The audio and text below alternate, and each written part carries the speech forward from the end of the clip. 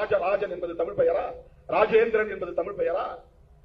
எல்லாம் வடமொழி பெயர்களை சூட்டிக் கொண்டவர்கள், வடமொழியிலே மயங்கி கிடந்தவர்கள். அவர்கள் எப்பேற்பட்ட மன்னாதி மன்னர்களாக இருந்தாலும் அவர்கள் எம் தமிழ் அழிவதற்கும் எம் கலாச்சாரம் அழிவதற்கும் வழிவகுத்தவர்கள் என்பதை உணர்ந்தவன் நான். திருமாவளவன் அவர்களே, வரலாற கொஞ்சமாச்சு தெரிஞ்சுக்கிட்டு பேசுங்க. சேர சோழ பாண்டியர்கள் தமிழ் அழிச்சாங்களா? இன்னைக்கு தமிழ் உலகிலேயே மூத்த மொழி, 10,000 ஆண்டுகள் பழமையான மொழின்னு சொல்றோமே, எதனால? தமிழனுடைய இலக்கியங்களை பேணி பாதுகாத்ததுனால. 3 தமிழ் சங்கங்கள் தொடங்கி தமிழை பாதுகாத்தாங்க. தமிழருடைய இலக்கியங்களான தமிழ் சங்க இலக்கியங்கள் 8 தொகை 10 பாட்டு, 14 கீழ்கணக்கு நூல்கள், 5 பெருங்காப்பியங்கள், 5 இருங்காப்பியங்கள், பக்தி பாடல்கள் என அனைத்தையும் பேணி பாதுகாத்ததுனாலதான் இன்னைக்கு தமிழ் உலகிலேயே மூத்த மொழியா உயிரோட 10,000 ஆண்டுகள் கடந்து இருக்கு. இதுக்கு இடையில தோண்டிய மொழிகள் எல்லாம் இலக்கியங்களை பேணி பாதுகாக்கல. அதனாலதான் அந்த மொழிகள் எல்லாம் அழிந்து போயிடுச்சு. அதை தெரிஞ்சுக்கிட்டு பேசுங்க. சும்மா பொய் சொல்லிக்கிட்டு இருக்காதீங்க தமிழ் மன்னர்கள் மீது. அப்புறம் ராஜராஜ சோழன், ராஜேந்திர சோழன் என்பதெல்லாம் அவர்களுக்கு கொடுக்கப்பட்ட பட்டம்.